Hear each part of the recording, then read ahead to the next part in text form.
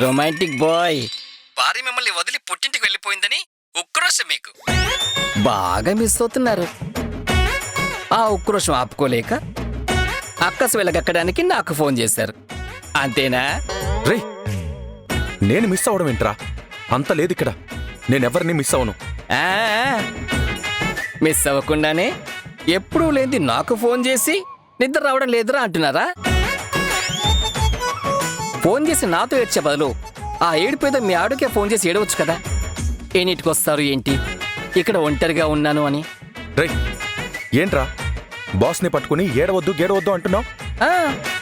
మీరు నాతో ఏడుస్తుంటే ఏడుస్తున్నారనే కదా చెప్పగలను. నీకు ఫోన్ చేశాను చూడు, నాకు బుద్ధి లేదు. సర్లేండి, ఒప్పుకుంటాను. ఏడవకండి. ఏంట్రా ఒప్పుకునేది?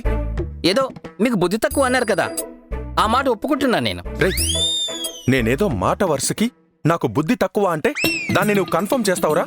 అబ్బా, ఏంటి సార్ మీరు? మీ మాట ఒప్పుకున్నా గొడవ పడతారు, ఒప్పుకోకపోయినా గొడవ పడతారు.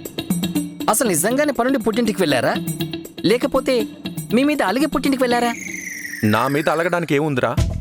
లేకపోతే నాకెందుకు ఫోన్ చేస్తుంటారు? రాయబారం నడపడానికే కదా నాకు ఫోన్ చేశారు. రేయ్, నేనేం నీకు రాయబారం కోసం ఫోన్ చేయలేదు. నిద్ర పట్టక టైంపాస్కి ఫోన్ చేశాను. సరే, ఇప్పుడు మేడం వచ్చేంత వరకు నన్ను టార్చర్ పెడతాను అంటారు. పెట్టండి.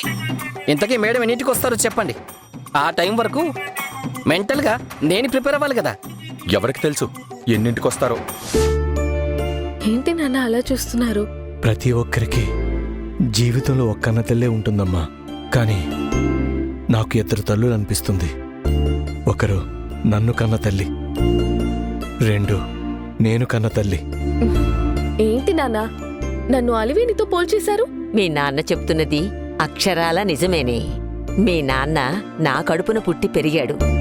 అన్ని విషయాల్లోనూ నా కొడుకు నా మాట విన్నాడు. కాని ఇందు విషయంలో మాత్రం నేనెంత చెప్పినా, మీ అమ్మ ఎంత చెప్పినా, ఇంటిల్లపాది వాణ్ణి బతిమాలుకున్నా వాడు అర్థం చేసుకోలేకపోయాడు. కాని ఈరోజు నీ మాటల్ని వాడు అర్థం చేసుకున్నాడంటే అది నీ గొప్పతనమే. నిజమేనమ్మా. సాధారణంగా పిల్లలకి తల్లిదండ్రులు బుద్ధులు చెప్తారు. కానీ ఇక్కడ సరిగ్గా ఆలోచించలేని నా బుద్ధిని నా కూతురు సరిచేసింది. దయచేసి అలా మాట్లాడకండి నాన్న. ఇంకో చిన్న రిక్వెస్ట్, జరిగిపోయిన దాని గురించి అసలు ఏది మాట్లాడొద్దు. చేదు అనుభవాల్ని గుణపాఠం అనుకొని దాని నుంచి మనం పాఠం నేర్చుకొని భవిష్యత్తులో సంతోషంగా ఉండాలి. ఇదే తప్పుని మళ్ళీ చేయకుండా ఉండాలి. అంతే తప్ప మళ్ళీ దాని గురించే మాట్లాడుతూ మనసుని చేదు చేసుకోవడం కంటే ప్రస్తుతం ఉన్న సమయాన్ని సంతోషకరంగా మలుచుకోవడమే మనకి ముఖ్యం. సరేనమ్మా, ఇక పాత విషయాలు ఏమీ మాట్లాడొద్దు. అమ్మా ఇందు తల్లి, నాన్నా ఇన్నాళ్ళు చాలా బాధ పెట్టేశానే. అన్నీ మర్చిపో. నాన్న నీ విషయంలో చాలా పెద్ద పొరపాటు చేశాడు.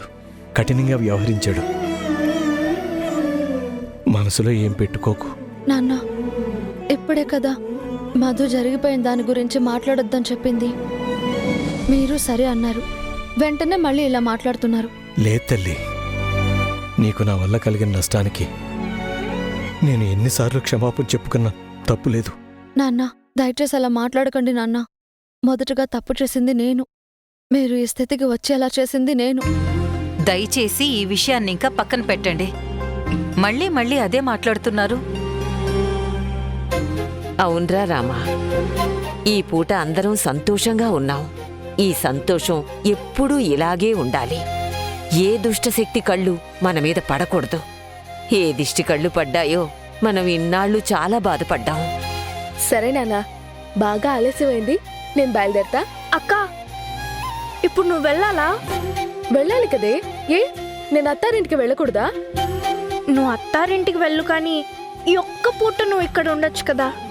అవును మధు, ఈ ఒక్క పూట ఉండొచ్చు కదా. నాకు కూడా మీతో ఉండాలనే ఉంది. సరే, ఈ ఒక్క పూటకి ఇక్కడే ఉండి రేపు పొద్దునే వెళ్తాను. సరేనా?